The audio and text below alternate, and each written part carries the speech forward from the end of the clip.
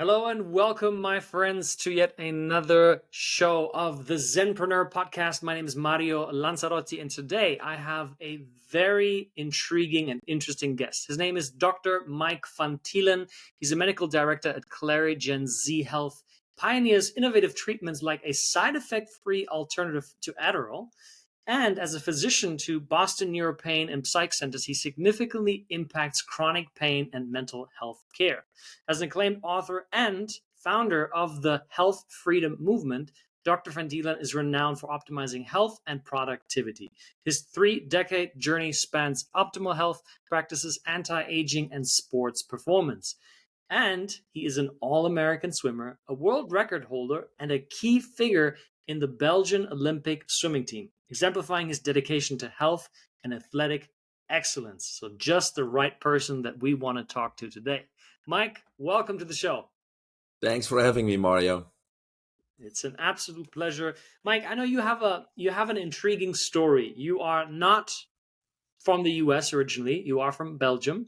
And Correct. you shared with me that you came to the US with just $400 in your pocket. How did you make it? Yeah, my brother and I grew up single family home. My mother worked hard to make ends meet. And so, we were grateful. We obviously had food on the table and a roof above our head, but that was about it. So from a young age on, I had to be a little bit entrepreneurial if I wanted to have a bicycle or if I wanted to have something that I wanted to have. And at the same time, I was very competitive. I loved sports.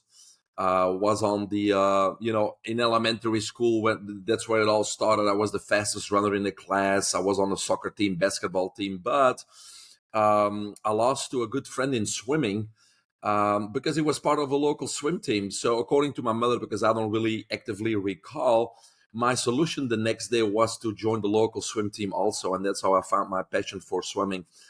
But fast forward, ended up going to the University of Brussels for physical education and then physical therapy. Luckily, the expense to go to university in Belgium is not that much. So I did all of DJing and I did all of private swim lessons where I taught kids to swim to pay for the low-cost education because that wouldn't work in the United States of America. But long story short, after I graduated and traveled with the Belgian Olympic swimmers in preparation for the Atlanta Games in '96, they were short of physical therapists in the United States. So I got approached by a recruiter. And so really I had to make a conscious effort to save a little bit of money. So yes, I saved $400, packed my backpack, put my jeans on, and came live the American dream. So that's a long story short there, Mario. Now, you obviously have a track record of high performance, of reaching levels that most average people never even dream of in their lives. And in my time as in personal development and in high performance over the past 10 years, I found out that for many people that reach these very high levels, there's often a lot of pain that creates that initial drive. And so I'm wondering, you talk about how you lost to, if I'm correct, your best friend.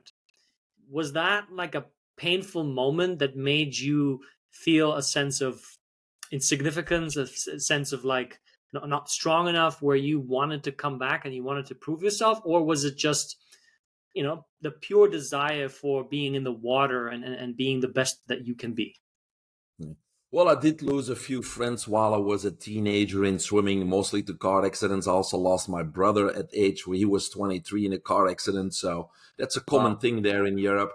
But those were hard moments, obviously, but I don't think necessarily those were the moments that made me want it more. I just think I was always very competitive and just don't like to lose. You know what I mean? So I think that has a lot to do with it.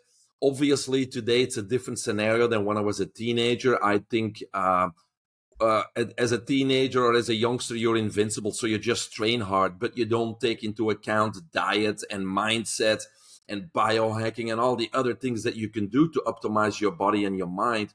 But today, at my age, obviously, if I want to be the best, I need to take, quote unquote, that unfair advantage, doing the things that other athletes won't do because they're still focused on, maybe take a few supplements, but they're focused on, training as much as they can and going to the gym and doing the conventional stuff. Whereas I train a lot less than my competition, but I biohack, I upgrade my body, my mind with daily routines, something they don't do. So I try to objectively reverse my biological age, and that would be my advantage. Okay. Tell me more about that. So you said you train less than your competition, but you seem to be above your competition or ahead of them. And that's because you use biohacking. And so what are some of those practices that you do on a daily basis that give you that competitive edge? Yeah, there's biohacking is an amorphous term. It encompasses so much, but in my dictionary, it's upgrading your body, your mind, and your life from a health point of view or performance point of view, objectively reversing that biological age. So, if you compete, for example, in a 50+ year category, but you put your body in a your biological age at 40, then obviously you're going to have a huge advantage, right? And that's what it's about. But for example, in my latest book, I talk a lot about biohacking and getting into the zone and mindset. And in there, I have 7 foundations because all the people think that, oh, there's a lot of technologies involved. I need to buy stuff. I need to have a hyperbaric chamber in my room, just like Michael Phelps, or I need to have this expensive equipment. And it's totally not true. Because just like with health, there are really no shortcuts. So you certainly have to start with putting a solid foundation in place. And so in my book, I talk about 7 foundations of biohacking. And so everybody can kind of each of those foundations, figure out what works for them. And then ultimately with those 7 foundations, you need to mold those into a daily, what I call power routine. So I have a morning routine, I have an evening routine, and I have a biohacking routine, and that becomes part of your lifestyle. And if you practice that daily, you're going to get some serious advantages, not just from athletic performance, but just clarity in your mind and from a health point of view, because what we're doing here, we're essentially, increasing our lifespan and reversing our biological age, which means, and I believe that today that's possible, not just the elite, but the average person. If the average person implements these strategies into their daily life, I believe everybody easily can be 100 years old. But the key here is that at age 100, we can do the things a 40, 50-year-old can do. So you will be able to travel, to hike, and do the things you like to do at that age. And that's increasing lifespan. And obviously you can see how that would then, positively affect your physical performance or your athleticism and give you all these advantages. Right. I'm right there with you. I'm very much into routines and optimizations and expanding and when you talk about being 100 years old but having the level of mobility and strength and flexibility of a 50-year-old, that's a bold statement for most people's standards. So what does a typical morning routine look like for you that will give you that ability? Yeah, again, there's different routines, and I try to get in those 7 foundations between my different routines. But maybe I can talk about these 7 foundations because then your listeners can actually start putting their own routines together, if you like. Please. Yes. So, and they're very simple, but they're very powerful. Number 1, water.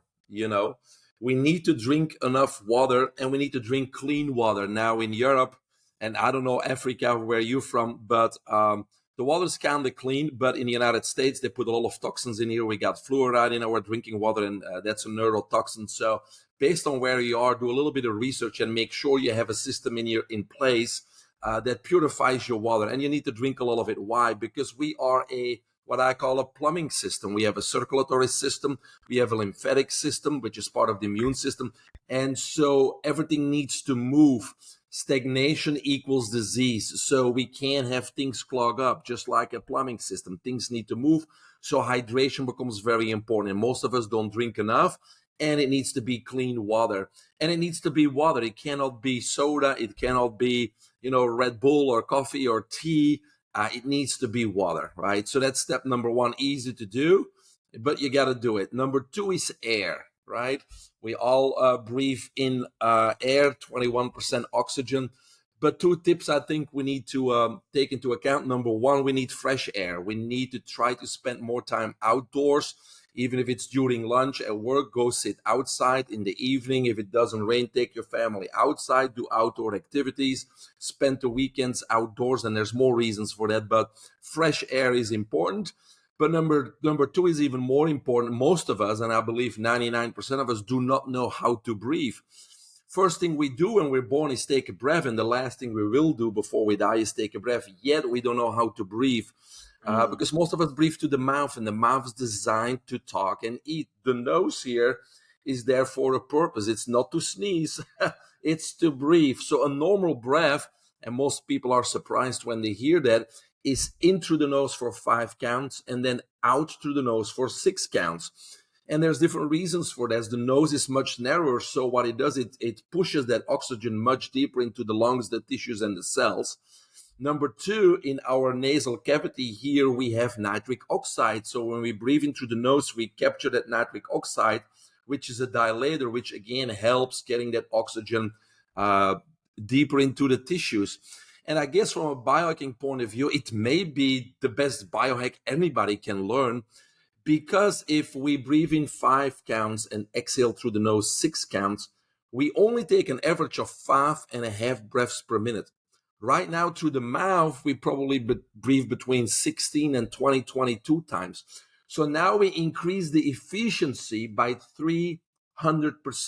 Now, why is that important? Because yes, we need oxygen to live, but on the other side, it's too much oxygen, as we know, is oxidation, it's rusting, it's oxidative stress, it's aging. Oxidation is aging. So if you want to live longer, you can increase your efficiency by just learning to breathe properly.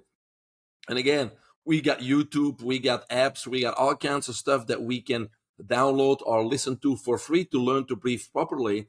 I suggest, and I don't know if it's available where you are, but the app that I use, it's called The Breath Source, because all the top breath masters in the world are on that app, and you can download it for free. So learn to breathe properly, because some elite athletes and some people that do have the disposable income, you can have a hyperbaric oxygen in your house or at your wellness clinic.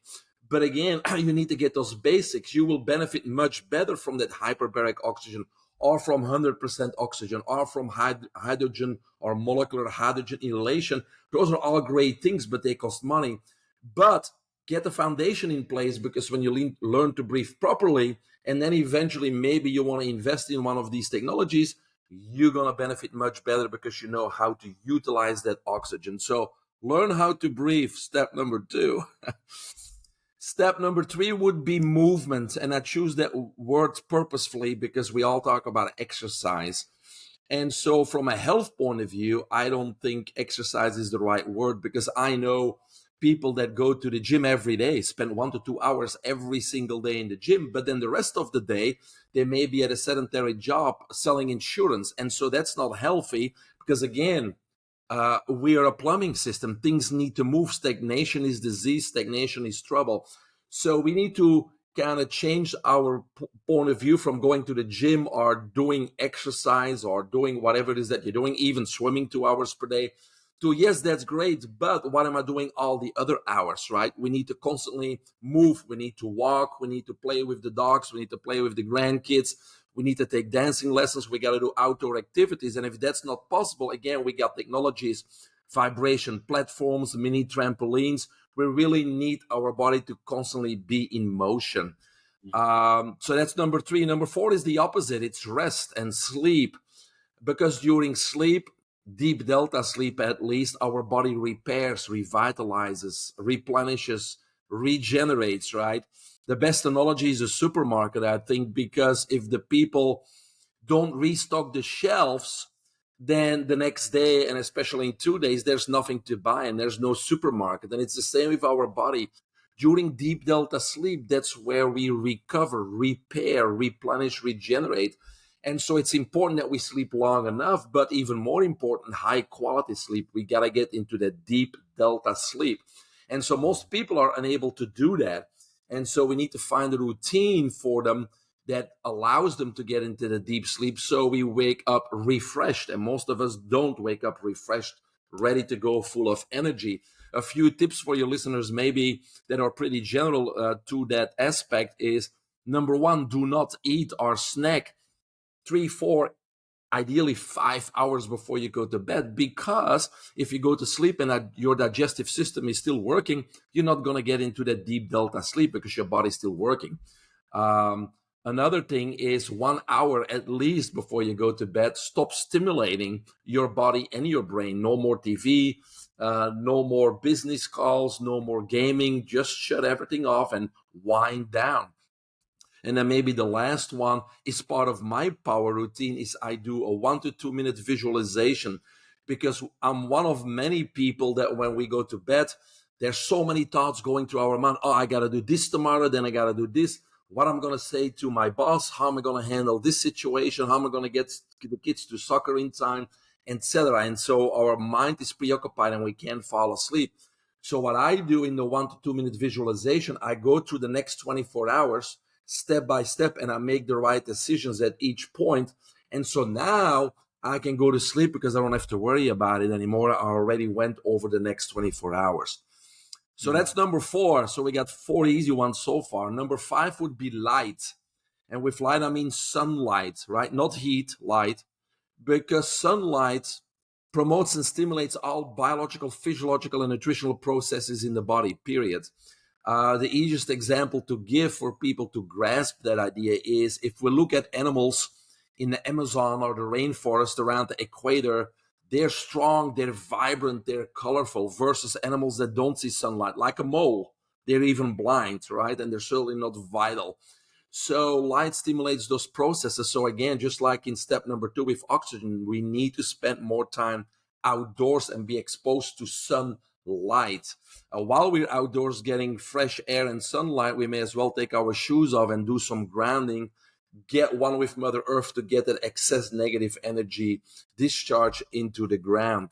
So sunlight. Now, if you live in Iceland or Norway during the winter and there is no light, that's when the technologies come in, like near infrared saunas, whole body photo biomodulation devices. So the technologies are there, but Mother Earth is more powerful. So that's 5. Number 6 is upgrade our nutrition or our diet, right? The things that we put into our mouth.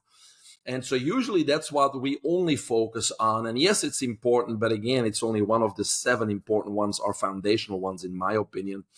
I think the best way to approach this is to make a statement that I believe in, that all disease has only one cause, and it's toxemia.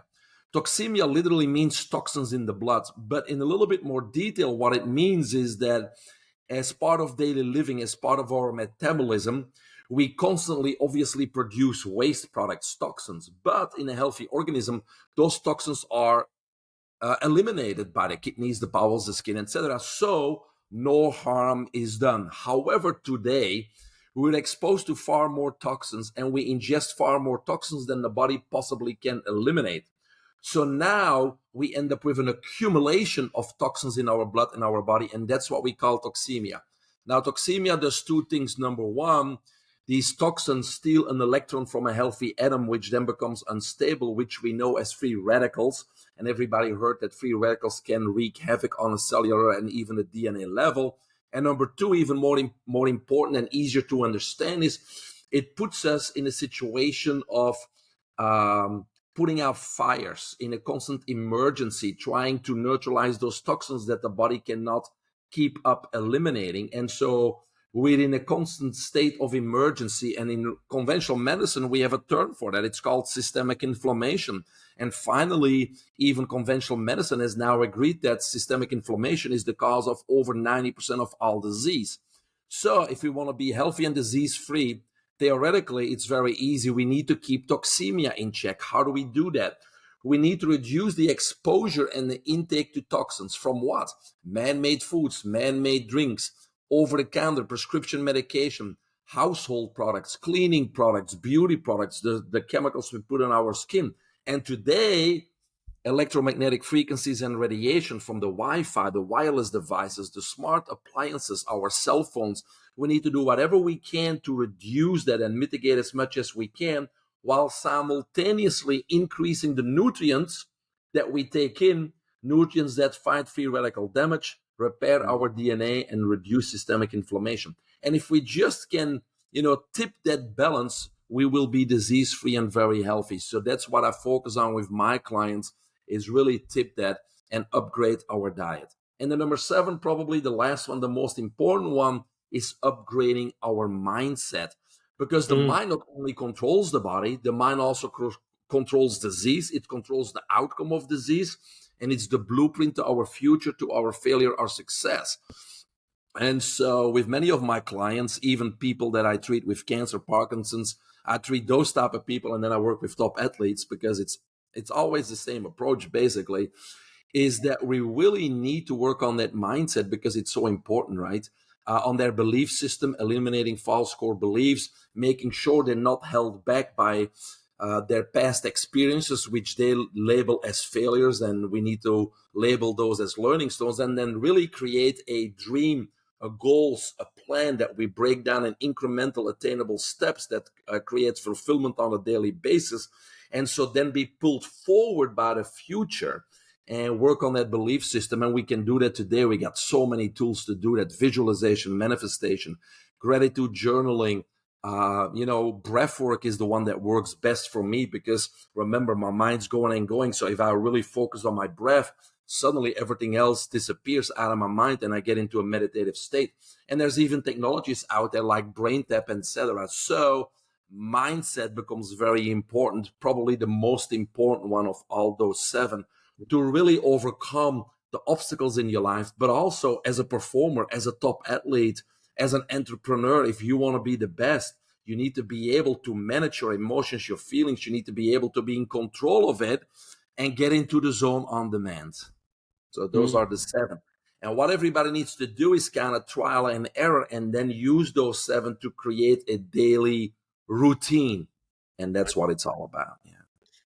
I love that. And there's so much that we can dive into. And before we do, the question that came to mind for me is, all the things that you're sharing, they're things that have always been around, right? You're not coming up with anything where it's like revolutionary, like a technological device that we didn't have 50, 100 years ago, or even way before that. And so I asked myself, what's your opinion on how did we get here? How did we strive so far away from living in alignment with the tools that have been given to us to, in the way that you say, allow us to live to 100, but function at the level of a 50-year-old? What got us here? Well, yeah, that's a great question. I got a great answer for that too. But yes, the ones I mentioned are foundations. And yes, there's technologies out there that could assist with this, but we need to put the foundations in place first. And how we got that, yeah, it's kind of pretty easy. I do believe we're modern slaves. We don't have the shackles on, but we're very controlled in a sense that we are getting all the conveniences in life. If we go to work, from 8 to 5, and if we do this, and if we pay our bills, and if we do this, there's this convenience, here's social media, here's the TV, here's all this addictive food. And so we're kept into what we call our comfort zone, right? We're content, but we're not happy, and we don't find fulfillment. We're just going with the motions. And so that's where we kind of are. And I believe that, most of us don't realize that, but also most of us easily would trade short-term pleasures and indulgences for the real treasures in life, which again are happiness, fulfillment, sharing your abundance, helping other people. Because we're social beings and we really want to help other people. But if you don't make enough money, if you don't have free time, you're not in a position to help anybody else, because we're constantly in our own survival mode. And so we need to get out of that comfort zone, because that's where we grow. That's where we usually find our purpose, out of that comfort zone.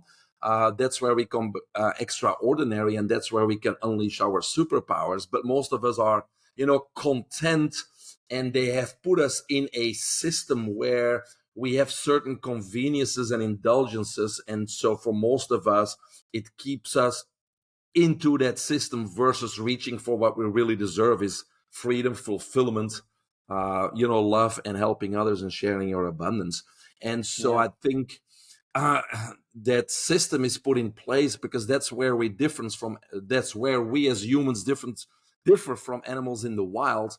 We have an awareness. And so the awareness gives us the freedom to choose our response.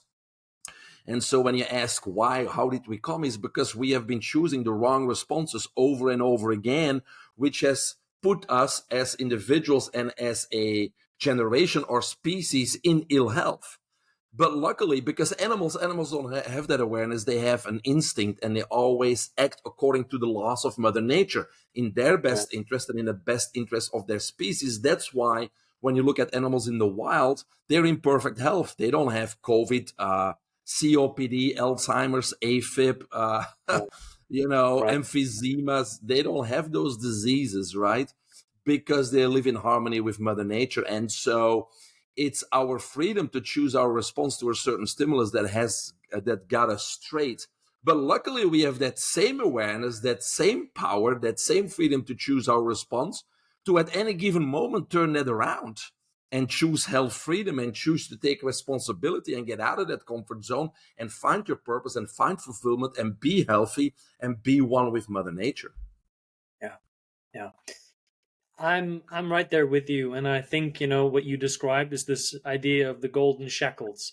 There's this often people say, this is the freedom for me. This is freedom for myself. To be. I just want to be comfortable, and there's this general sense of I just don't want to feel any sense of discomfort, any sense of pain, and so I'm wondering, how do you look at the relationship that we have with pain, and where does suffering come into that conversation? Yeah. Well, no, again, our brain is very basic, right? It's the flight or fight. It's the whole story that everybody heard about, the sable tiger, toothed tiger chasing you, right? So our brain always tries to protect us. Doesn't like change, doesn't like to get in new situations. It wants to know what's going to happen versus, ooh, if we do this, who knows what's going to happen? There may be a danger zone. So our brain always talks us out of doing anything that is new, that is change, or stepping out of that quote unquote comfort zone. But I think, ultimately, it's not going to be anything but regret staying in that comfort zone. So with my mentees, I really talk about that comfort zone because I think education is the first thing, is understanding that comfort zone and also understanding that when we get out of the comfort zone, what is it that we can expect? Because the first thing is fear. You end up in the fear zone, right? The unknown. Then the next step is the learning zone. You got to learn new skills. And then the next and the last step is you end up in the growth zone. So, but many times that growth zone over time becomes what?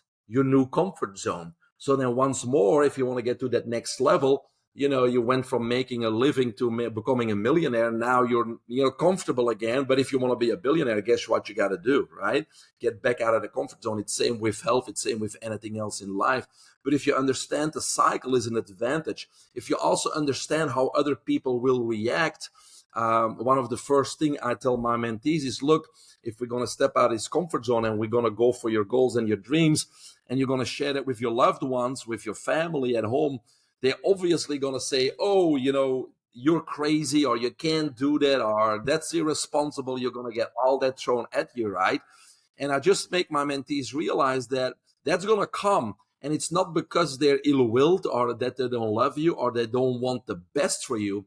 The reason they react that way is because you are part of their comfort zone. And so you're going to be disrupting their comfort zone. And so Mhm. instead of reacting and getting to a discussion or a fight, expect that's what's happening, and then be very calm and sit down with them and explain the comfort zone and try to pull them around and try and have them part of that discussion, that they don't want to fall prey to, like it said, the modern slave mentality. And so when you know what's coming and you know what to expect, it becomes a little bit less painful, let's put it that way. But I think the difference there between pain and suffering is whether you have purpose in life or no purpose in life. So most people, they don't know what their purpose is or are barely tapping into it.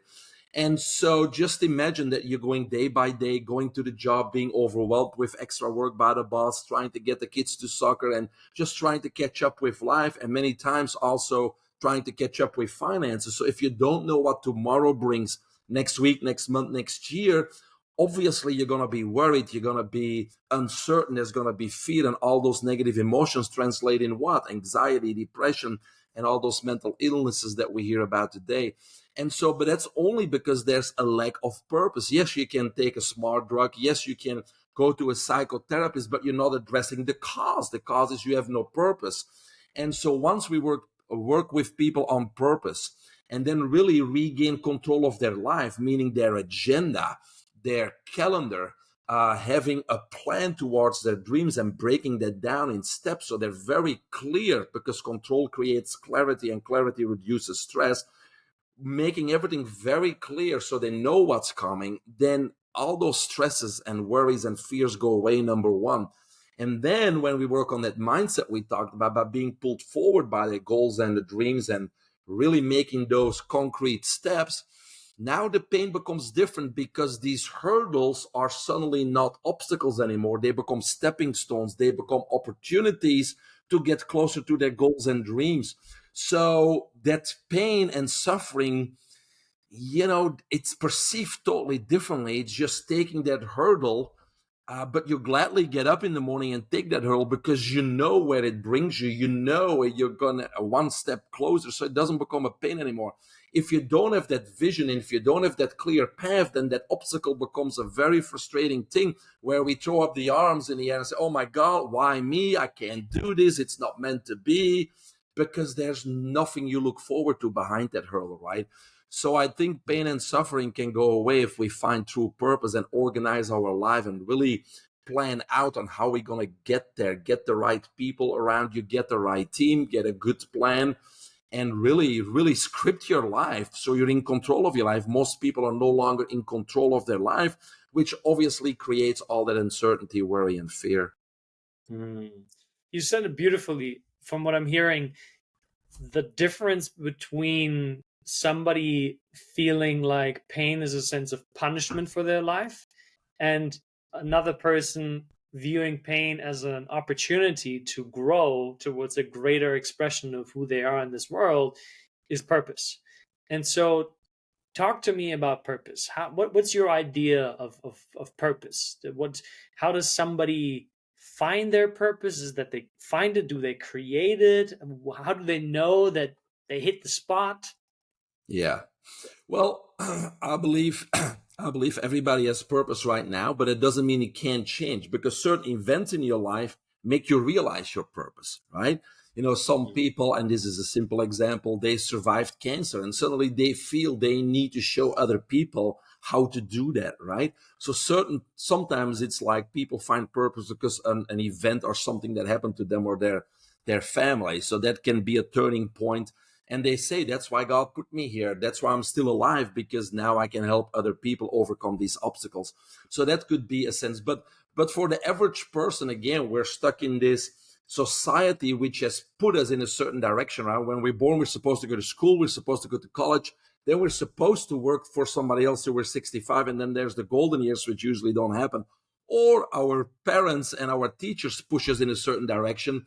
Because if dad's a lawyer, he probably wants to go to law school. If mom's a doctor, they probably want to go to med school. And we get stuck in that system again. And so many times when I help people find their purpose, it's like, okay, let's just stop and let's just have a conversation about what were your dreams as a kid?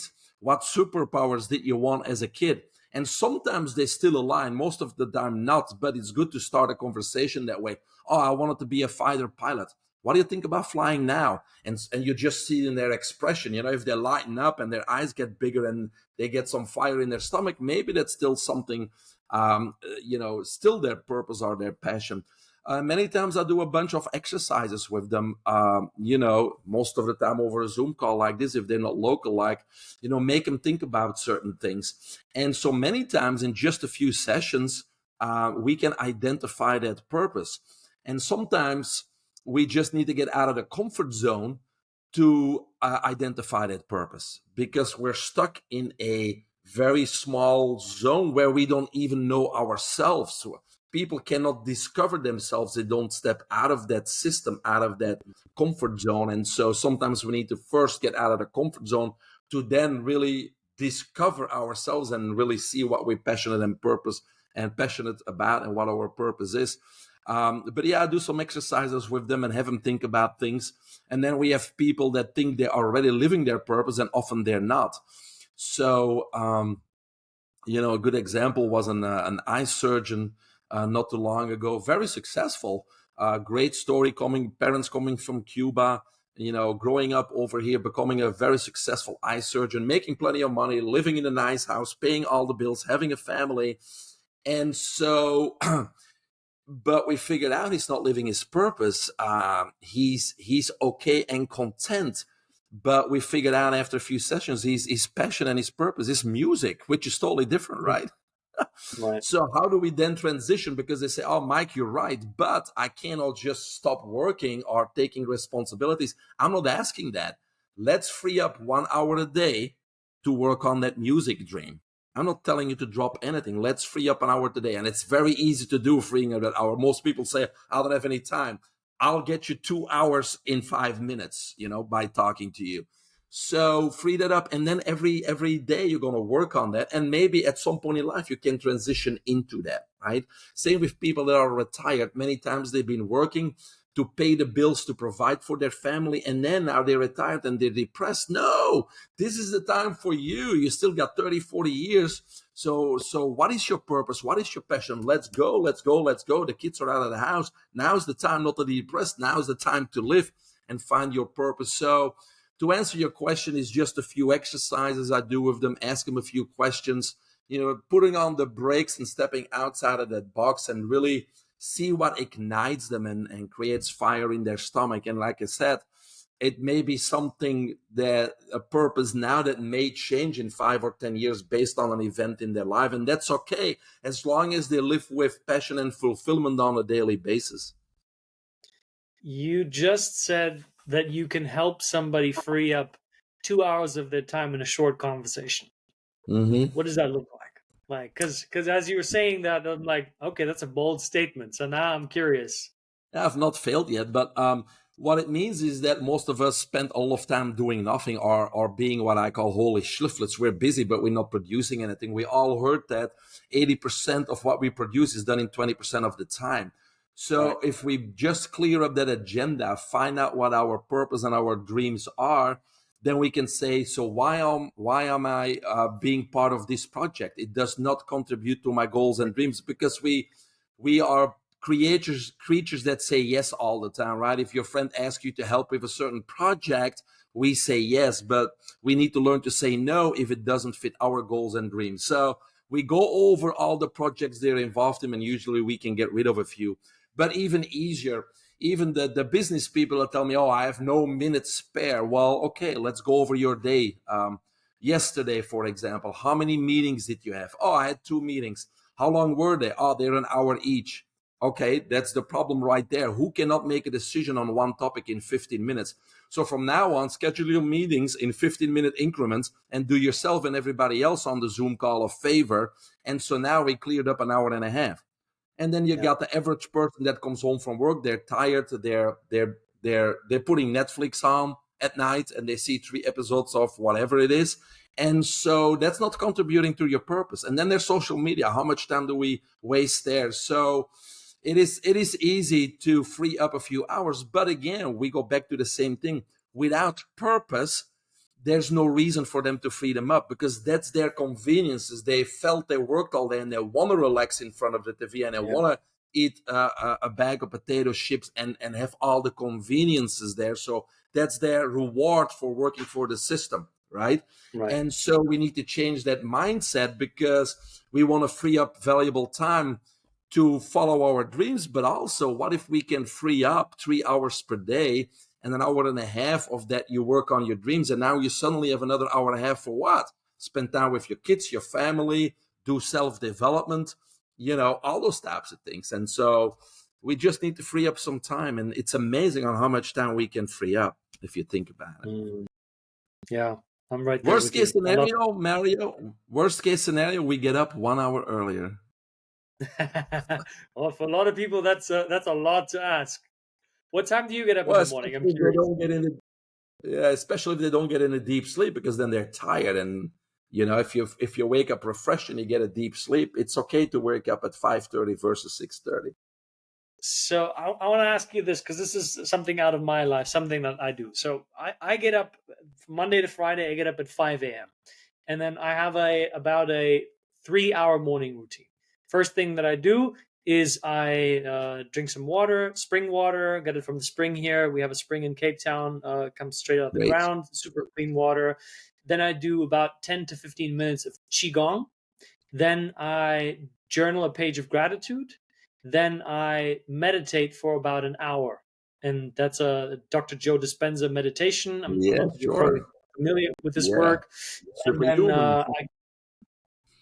I go and I do a workout. So this morning I hiked up the mountain here in nature. So I commit to one hike per week. Otherwise, it's one time yoga. The other times I go to the gym.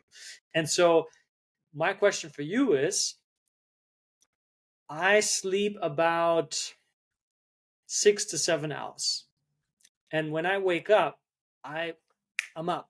I feel refreshed. I'm not. I don't have this. I'm on. Yeah, Energy is exactly. on, and so sometimes I also watch. Here's how I wind down. I journal half a page. Then I meditate. I listen to a meditation for about 15 to 20 minutes and turn it off, and I fall asleep. And Yeah. before that, occasionally I watch something, a show, a movie, because my dairy is very, very Sure. conscious, very conscious. Focus on a lot of the conscious breathing throughout the day, movement. Usually take a walk on the promenade. But I have this story that I tell myself because there's so much about sleep that says you need to sleep 8 hours, and I don't. I sleep 6 to 7, and from a feeling point, from a health Yeah. point, I'm doing great, but No, I'm have a little bit of a doubt. Like, what if there's a 5, 10 years down the line? It's like, oh, you missed out on all that sleep. Now you're gonna pay for it. no, it's the quality that counts, right? So it's very simple test. If you wake up refreshed, ready to go, that's all you Yes. need. That's the answer. So when I help people with their sleep, we only know that it's working and that the evening power routine works when they say, "Oh my God, I woke up and I was ready to go. I didn't have to say, oh my God, I gotta get up. I wish I could sleep in." No, if all that is gone, that's your answer. That's your biology. Mother Nature tells you, your biology tells you, your mind tells you, you're good. Okay. Yeah, Okay. you're Good. good. That's refreshing to hear. Thank you. Yes. Now, I have another question for you, and see my opinion on this is very similar to yours. I'm definitely not on your level of biohacking. I'm also, I gotta say, yeah, I'm not even sure if I want to get to that level. But what I've found is that the most powerful thing in life is, you talked about earlier, is your mind. I've personally healed chronic back pain when I was 21 years old. I had 1.5 years. I had a slip disc. I went to countless doctors. The last one wanted to perform surgery on me. I was 21. I was like, Mm. screw you, man. I was like, I'm not doing surgery. Yes. And so I Good. went Good onto the choice. alternative healing path, and I cleared shame, guilt, a lot of weight that I was carrying emotionally, and that with some physical therapy that healed it completely, and it never came back in my again. And so now, over the past, I would say, 3 years, I've been moving very strongly towards faith. And when I say faith, I don't mean any specific kind of religion. I'm not a religious person. I'm a very faithful person. And so I Mm. communicate with God. I use the term God, but I'm not attached to the term God every single day and multiple times a day. Like when I went up hiking today, and I was constantly in communication with God. And to me, that feels like it's another level that is just fueling me with so much nourishing energy all the time. And I rarely have any more low or down moments. And that's not because I think I'm better than anyone or more special. Not at all. Anybody can do this. And so I'm curious, because you have a great knowledge of the scientific background on this. What's your idea or your perspective on spirituality, on faith, on God, the universe? Like, I'm not attached to the name, but what role does that play for you? Oh no, it's a big role for most people. And again, it doesn't really matter what you call or label it as long as it works for you, because then it becomes part of that power routine, right? Mm. So because when I talk about upgrading the body, and we didn't go into detail, well, we did go into detail about the foundations, but yes, it's body, mind, and spirit, right? Being in control of all those mental, emotional, physical, and spiritual. So, you know, when people talk about God or prayer, other people would say visualization and manifestation. You putting your frequencies, your energies, your thoughts out there, whether it's to a Right. God, whether it's through prayer, whether that's through manifesting, whether it's visualization. It's the same terminology. It's different terminology, but it's the same thing. You're putting frequencies and thoughts out there. And then if you do that correctly, your resources come to you. That's why you're always happy. You ask for something and it comes back to you. Obviously, you need to recognize that, right? You can keep sending things out there, the resources will come, but if you don't recognize them, you're not getting anywhere either. So it needs to be a conscious thing, right? Because a lot of Yes. people pray, but there's no thought behind it, there's no feeling behind it. When you Yes. visualize, when you manifest, when you meditate, when you pray, it needs to, all your senses need to be involved.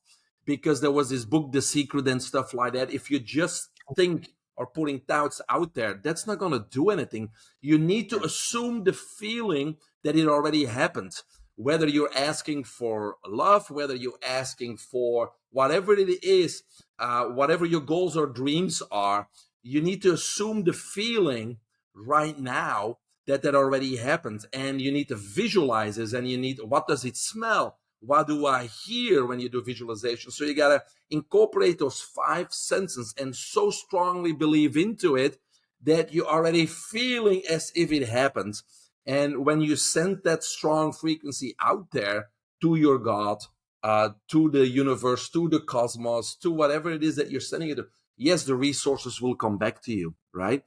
And so, but it has to be with intention. It cannot just be, oh, I need to pray, without the intention, without looking out for the resources coming back at you. So yes, you're 100% correct there. It's important, and it doesn't matter what we call it, right? As long as we intentionally send that Yeah. out there, it will come back to us, I believe. Yeah. What does that look like for you? Like, what's your, do you have a do you have a certain faith? Do you have a certain perspective on it? But what role does that play for you I personally? don't. I believe in something bigger. I'm more spiritual. I believe, for example, there are aliens. I believe that there are, powers out there. And so with that belief system, I do the same as you. I put it out there because I know it helps, and I know, you get what you're putting out there. I mean, I believe that all the big inventors in our lifetime, it wasn't their idea. The idea came from up there, right? So they asked for it. They tried to invent that light bulb a few thousand times, and just by putting it out there, okay, this guy is struggling, let's give him the answer, right? So I believe that, to me, yes, to me, it's like, I, instead of God, I like to use Mother Nature or Spirit, the universe. Religion has a little bit of a negative connotation to it. I believe there's a lot of religious war. A lot of people fight over religion. So religion to Right. me is a little bit, I feel we need to look bigger than religion, which is the spiritual world, the world of energies and frequencies.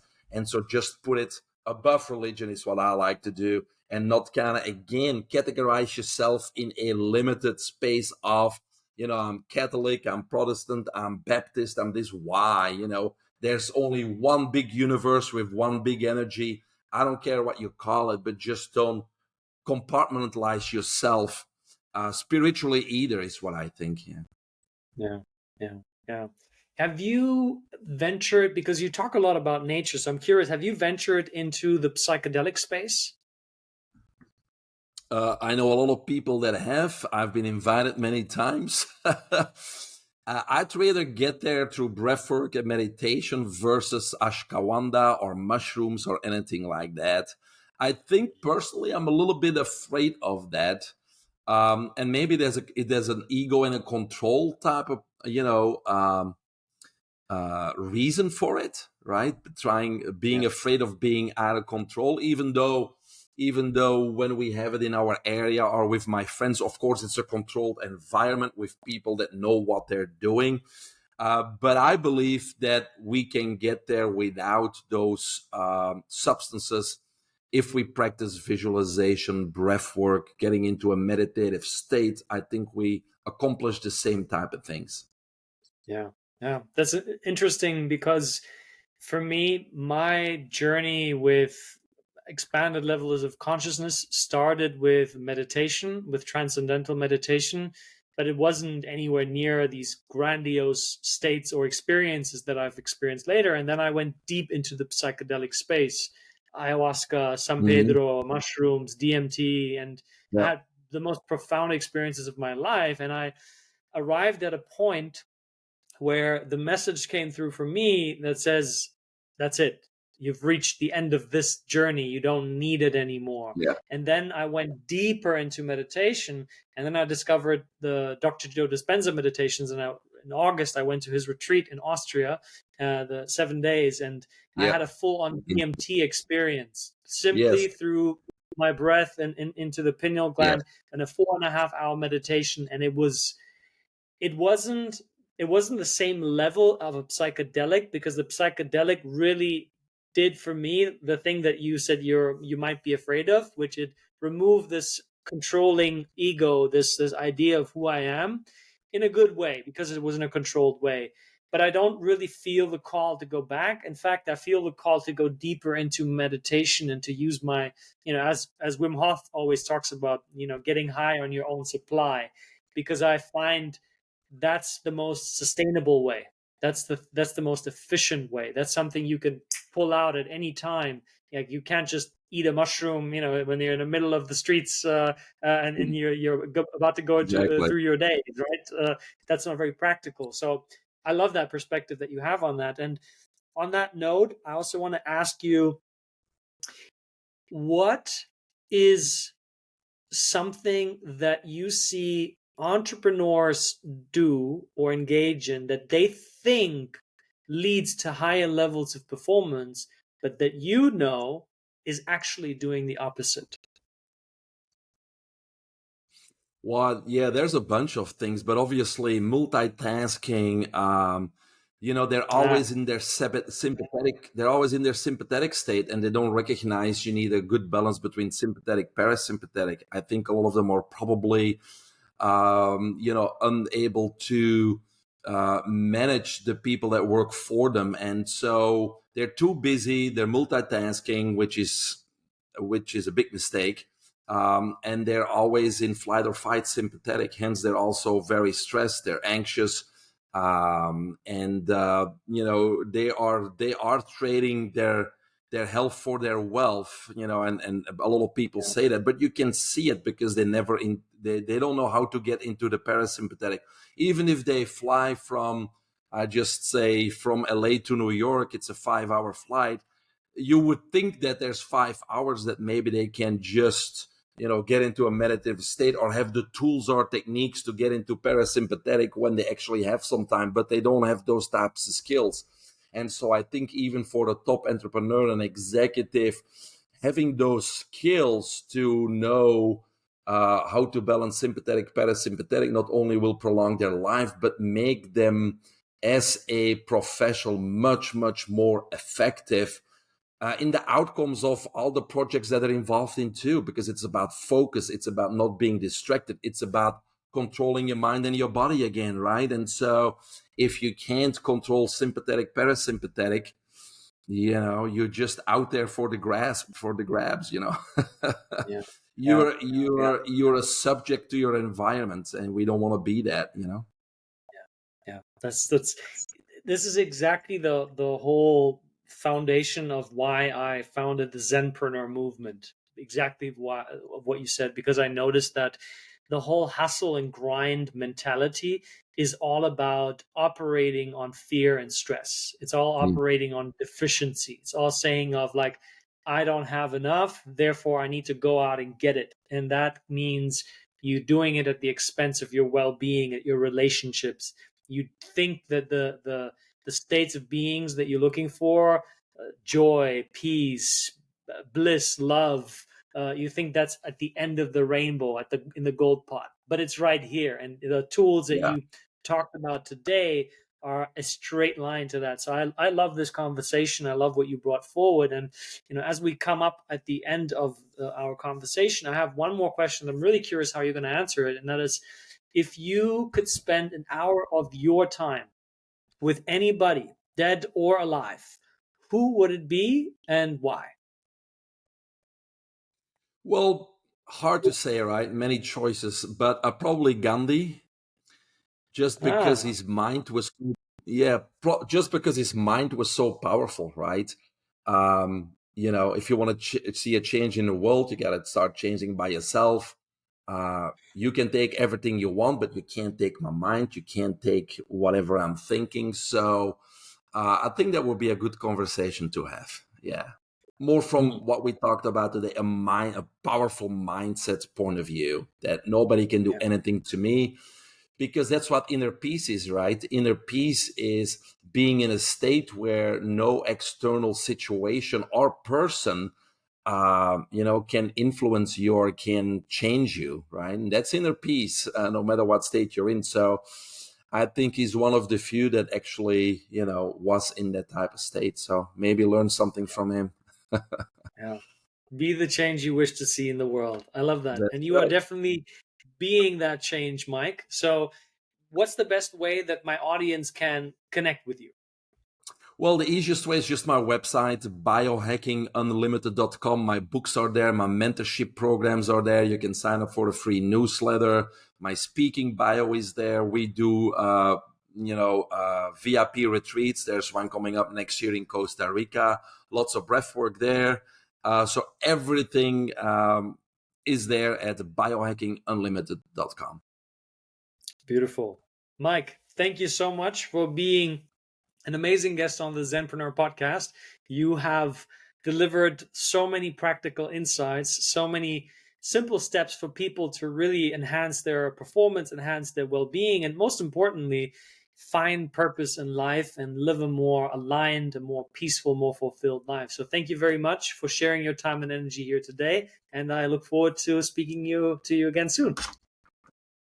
Thank you. It was a pleasure. And thank you too, Mario, because this is team effort. We're trying to help people and it's your time and your expertise too. So thank you for your time. Beautiful. And thank you, my dear listener, for making all of this possible. And we will see you on the next episode.